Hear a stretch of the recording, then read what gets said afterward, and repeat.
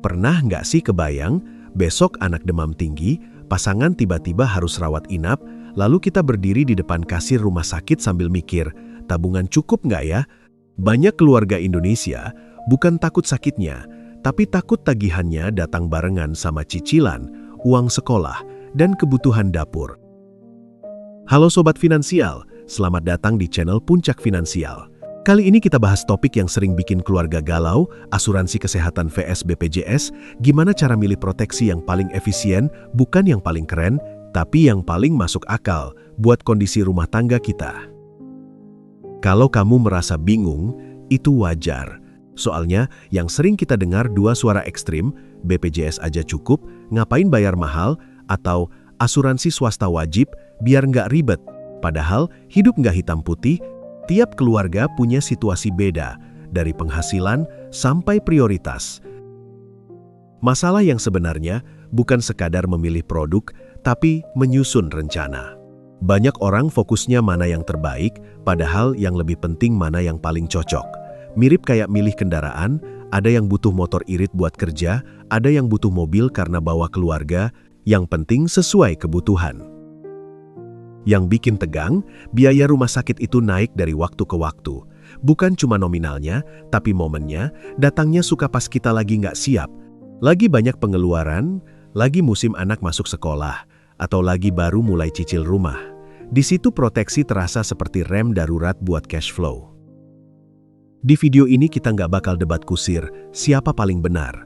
Kita pakai logika uang, lihat dari biaya rutin, cara pakai, batasannya, dan skenario yang paling sering bikin keluarga kepleset, misalnya rawat inap beberapa hari, operasi, atau penyakit yang butuh kontrol panjang. Targetnya jelas, setelah nonton kamu punya peta keputusan sederhana. Keluarga kamu tipe yang cukup dengan BPJS, atau perlu tambah asuransi swasta, atau justru kombinasi, supaya kamu nggak bayar double tanpa alasan. Proteksi itu harus bikin tenang, bukan bikin dompet sesak.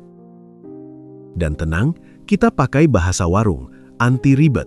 Kalau ada istilah, langsung kita terjemahin pakai contoh sehari-hari, kayak ngatur uang belanja, bayar ojek online, sampai pengalaman tetangga yang mendadak sakit. Yuk kita mulai dari hal paling dasar dulu. Banyak orang salah kaprah, mengira proteksi kesehatan itu cara balik modal. Padahal tujuan utamanya bukan cari untung, tapi mencegah kerugian besar. Proteksi itu kayak pagar rumah, kita berharap nggak ada maling, tapi pagar tetap penting supaya risiko besar nggak langsung masuk. Analoginya gini, payung itu terasa mubazir kalau nggak hujan, tapi saat badai, payung jadi penyelamat. Jadi kalau kamu merasa kok bayar terus tapi jarang kepakai, justru itu kabar baik, artinya kamu sehat. Yang bahaya, kalau baru cari payung setelah basah kuyup. Kesalahan umum, nunggu sakit dulu baru kepikiran proteksi. Saat itu biasanya sudah terlambat, pilihan jadi sempit, biaya jadi tinggi, dan keputusan diambil dengan panik. Dalam uang, panik itu musuh. Panik bikin orang ambil keputusan mahal, entah ngutang, gadai, atau jual aset di harga jelek. Coba geser cara hitungnya, jangan cuma lihat premi per bulan, tapi lihat potensi kerugian kalau rawat inap 5-10 hari. Bayangkan biaya kamar, tindakan, obat, dokter, belum termasuk transport, makan pendamping, dan kebutuhan rumah yang tetap jalan. Ini yang sering nggak kebayang. Aha momen penting, sakit itu bukan hanya tagihan RS, sakit itu gangguan sistem rumah tangga. Penghasilan bisa turun kalau yang sakit tulang punggung. Waktu habis buat ngurus, emosi terkuras, dan biaya kecil yang numpuk terasa besar. Proteksi yang bagus itu menahan efek domino ini. Makanya tujuan proteksi adalah bikin keluarga tetap bisa napas panjang. Bukan berarti kita kebal risiko, tapi kita punya bantalan. Kalau ada kejadian besar, keuangan nggak langsung ambruk. Kita tetap bisa bayar cicilan, sekolah anak, dan kebutuhan pokok tanpa drama pinjam sana-sini. Kalau diibaratkan usaha warung, proteksi itu seperti stok cadangan dan uang kas. Saat ada mesin rusak, warung tetap buka karena ada cadangan. Rumah tangga juga begitu. Proteksi kesehatan adalah bagian dari sistem bertahan, bukan aksesori. Jadi kita bahas ini sebagai strategi, bukan sekadar beli produk. Nah, setelah mindsetnya beres, baru enak ngomongin BPJS dan asuransi swasta. Karena kalau mindsetnya masih yang penting murah atau yang penting nyaman, kita gampang kecewa. Di bagian berikutnya, kita bedah dulu BPJS, kekuatannya di mana, dan kenapa banyak orang salah ekspektasi. BPJS itu jaring pengaman nasional. Konsepnya gotong royong, yang sehat ikut iuran, yang sakit terbantu.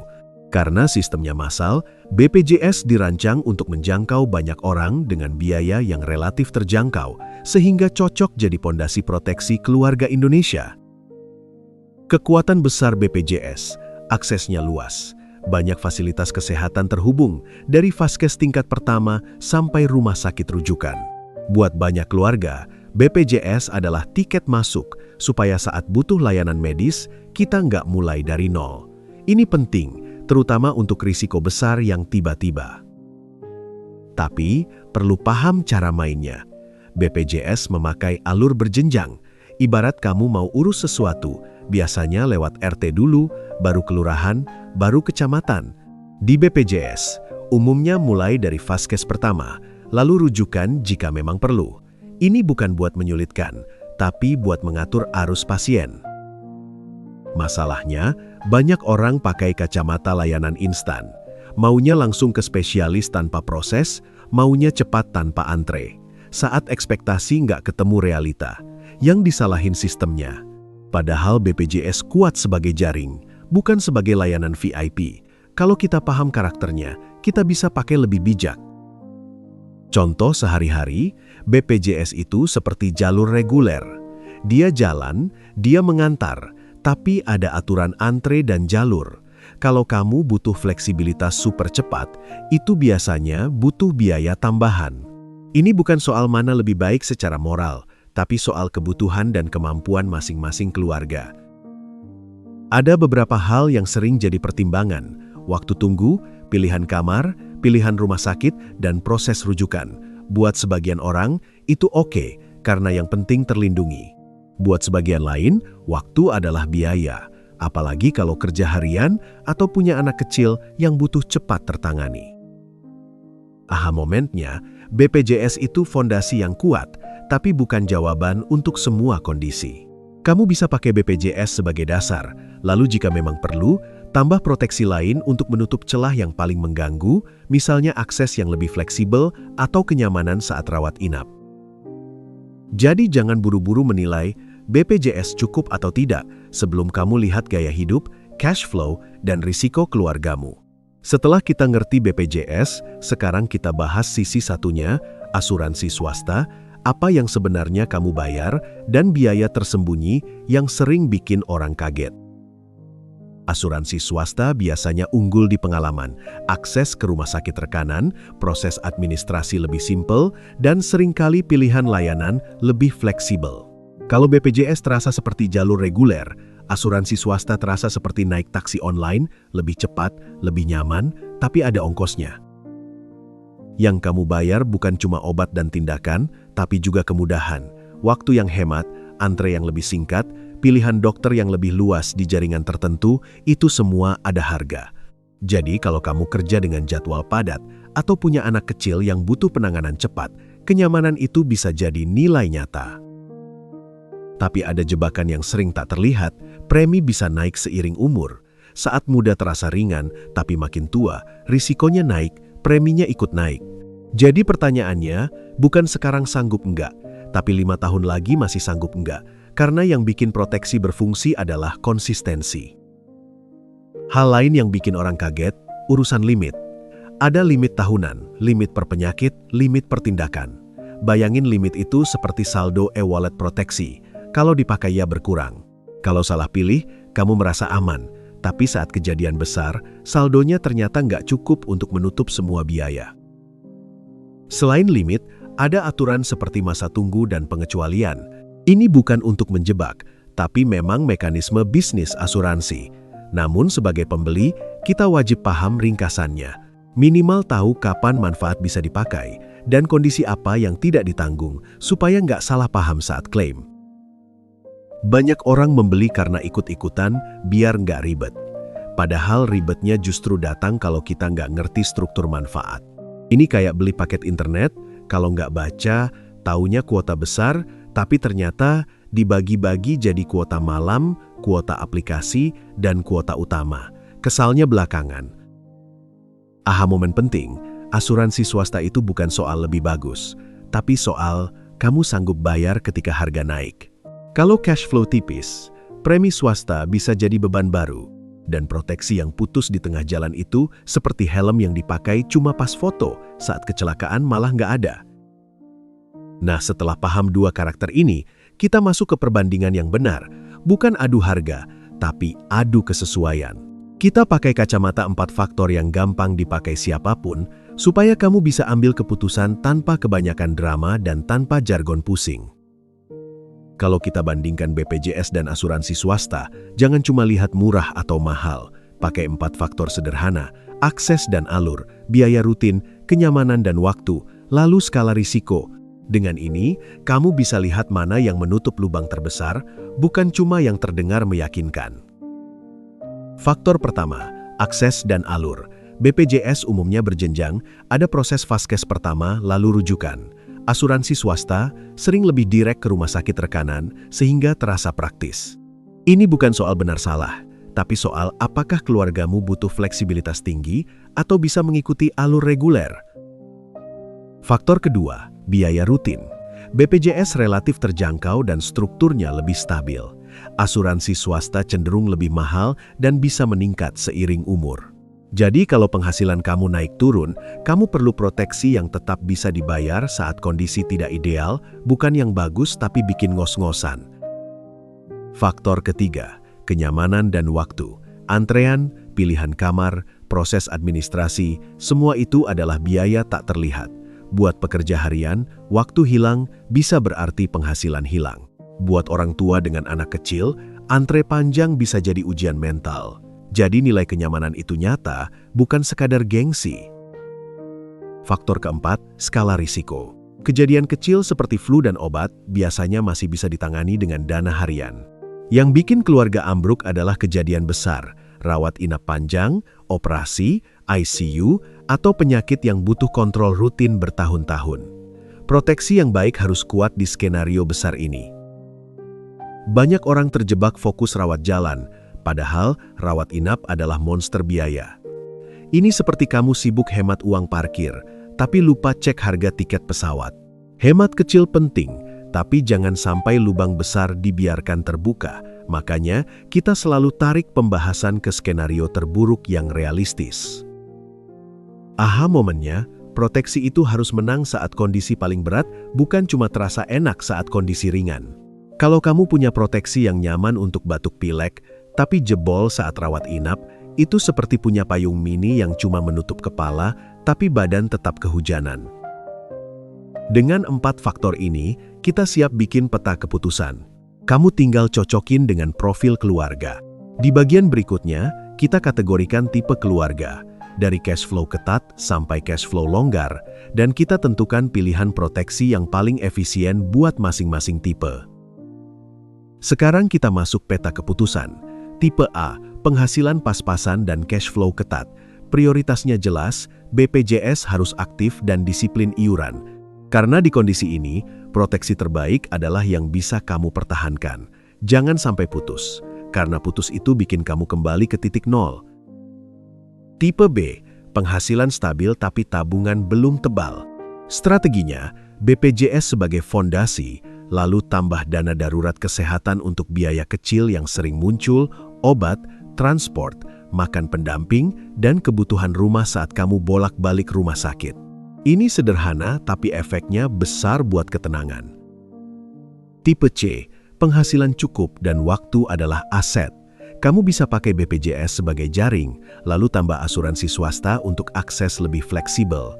Jadi kalau butuh cepat, kamu punya jalur yang praktis. Kalau ada kejadian besar yang butuh dukungan jangka panjang, kamu tetap punya fondasi yang kuat.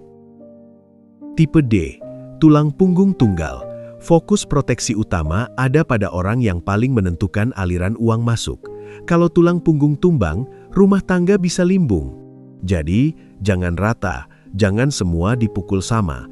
Prioritas itu kunci efisiensi, terutama kalau anggaran terbatas. Tipe E, Keluarga dengan anak kecil atau orang tua, risiko yang sering muncul berbeda. Anak kecil sering butuh rawat inap mendadak, orang tua bisa butuh kontrol rutin. Jadi, yang kamu cari bukan sekadar kartu, tapi sistem yang membuat keluarga tidak kewalahan saat frekuensi sakit lebih tinggi. Pertanyaan kunci yang harus kamu jawab, kalau besok ada rawat inap 7 hari, keluarga kamu jatuh ke utang atau masih bisa jalan? Kalau jawabannya masih bisa jalan, berarti sistemmu sudah punya bantalan. Kalau jawabannya utang, berarti proteksi dan dana daruratmu perlu dibenahi, pelan-pelan tapi pasti.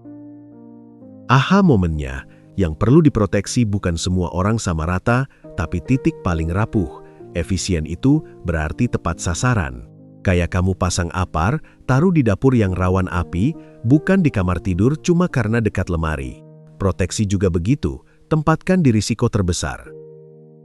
Setelah kamu tahu tipe keluarga kamu, langkah berikutnya adalah strategi yang paling banyak dipakai keluarga cerdas, BPJS sebagai dasar, lalu tambahan swasta dengan takaran yang masuk akal. Di bagian berikutnya, kita bahas cara kombinasi tanpa boros dan tanpa bayar double sia-sia. Strategi paling efisien biasanya bukan memilih salah satu, tapi menyusun kombinasi yang rapi. Langkah pertama, pastikan BPJS aktif untuk semua anggota keluarga. Ini pondasi. Banyak orang rugi bukan karena tidak punya, tapi karena lupa bayar lalu statusnya non-aktif pas lagi dibutuhkan. Langkah kedua, kalau mau tambah swasta, jangan langsung semuanya. Mulai dari 1 sampai 2 orang paling krusial, misalnya tulang punggung atau anak yang sering sakit. Ini seperti pasang kamera keamanan, kamu pasang dulu di pintu utama, bukan di semua sudut rumah sekaligus. Langkah ketiga, jangan kejar gengsi kamar. Fokus pada perlindungan rawat inap besar. Kamar nyaman itu enak, tapi kalau bikin premi jadi berat, efeknya bisa berbahaya. Lebih baik sistem aman tapi realistis, daripada mewah sebentar lalu putus karena cash flow tidak kuat. Langkah keempat, siapkan dana darurat kesehatan. Karena ada biaya yang sering tidak ditanggung, transport, makan pendamping, kehilangan penghasilan, dan kebutuhan rumah saat kamu bolak-balik rumah sakit. Dana darurat ini seperti uang bensin, tanpa bensin, mobil bagus pun tidak jalan. Langkah kelima, uji kemampuan bayar jangka panjang. Tanyakan ke diri sendiri, kalau premi naik, apakah masih aman? Kalau jawabannya ragu, turunkan kelas, kurangi cakupan yang tidak penting, atau tunda dulu swasta sambil memperkuat dana darurat. Efisien itu menyesuaikan, bukan memaksakan. Langkah keenam, pahami limit dan aturan klaim. Minimal tahu batas tahunan, perkejadian, dan apa saja yang dikecualikan. Ini biar kamu tidak punya rasa aman palsu. Rasa aman palsu itu bahaya karena membuat orang lengah, lalu saat kejadian besar, baru sadar ada lubang besar di perlindungan. Langkah ketujuh, bikin SOP keluarga. Kalau sakit ringan, kemana? Kalau darurat, rumah sakit mana? Dokumen apa yang disiapkan? Kontak siapa? Saat panik, otak suka blank. SOP ini seperti peta jalur evakuasi, kelihatan sepele, tapi menyelamatkan waktu dan tenaga saat kondisi genting. Aha momennya, efisiensi bukan premi termurah, tapi sistem yang tetap jalan di saat paling genting. Sekarang, kita tutup dengan rangkuman dan checklist supaya kamu bisa mulai tindakan minggu ini juga, bukan cuma paham di kepala, tapi benar-benar rapi di kehidupan nyata. Kita rangkum simple, BPJS itu fondasi, asuransi swasta itu akselerator kenyamanan dan akses. Kamu tidak harus memilih salah satu dengan emosi. Kamu cukup memilih yang paling cocok dengan kondisi keluarga dan cash flow, karena tujuan proteksi adalah menjaga rumah tangga tetap stabil saat badai datang. Checklist cepat, BPJS aktif, paham alur rujukan, punya dana darurat kesehatan, dan tahu siapa yang harus diprioritaskan. Ini seperti kamu punya helm, jaket, dan jas hujan.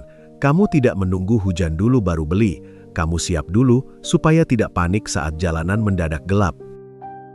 Kesalahan fatal yang sering terjadi, iuran putus, lalu saat butuh, status nonaktif. Kesalahan kedua, ambil swasta terlalu tinggi sampai cash flow ketarik, akhirnya 1-2 tahun berhenti. Kesalahan ketiga, tidak ngerti limit, sehingga merasa aman, tapi ketika klaim besar, tetap keluar uang banyak. Aha momen yang perlu kamu pegang, yang bikin keluarga aman bukan kartunya, tapi kebiasaan finansial dan sistem yang disiplin. Proteksi itu alat, bukan jimat. Kalau alatnya bagus tapi kamu tidak rawat, tidak pahami, dan tidak siapkan prosedur, alat itu tidak maksimal saat benar-benar diperlukan. Mulai dari langkah paling realistis minggu ini. Cek status BPJS seluruh keluarga, rapikan pembayaran otomatis kalau bisa, lalu hitung minimal dana darurat kesehatan. Tidak harus besar dulu, yang penting mulai. Bahkan nabung sedikit tapi rutin itu lebih kuat daripada niat besar tapi berhenti di tengah jalan. Ingat, proteksi itu seperti kunci rumah. Kunci tidak bikin kamu kaya, tapi kunci mencegah kamu miskin mendadak karena kejadian yang tidak diundang. Orang sering menunda karena merasa sehat, padahal proteksi dibeli saat kita sehat, bukan saat sudah sibuk mengurus sakitnya. Sekarang giliran kamu. Tulis di komentar, keluarga kamu masuk tipe yang mana dan hal apa yang paling kamu khawatirkan soal biaya rumah sakit. Biar kita bisa bahas kasus nyata, bukan teori. Karena tiap keluarga punya cerita, dan dari cerita itu, kita bisa belajar strategi yang lebih tepat. Kalau video ini bermanfaat, klik like, subscribe, dan share ke grup keluarga. Topik begini sering dianggap sensitif, padahal justru yang paling penting dibahas sebelum kejadian. Sampai ketemu di video berikutnya, Sobat Finansial, kita naikkan puncak finansialmu pelan-pelan tapi pasti.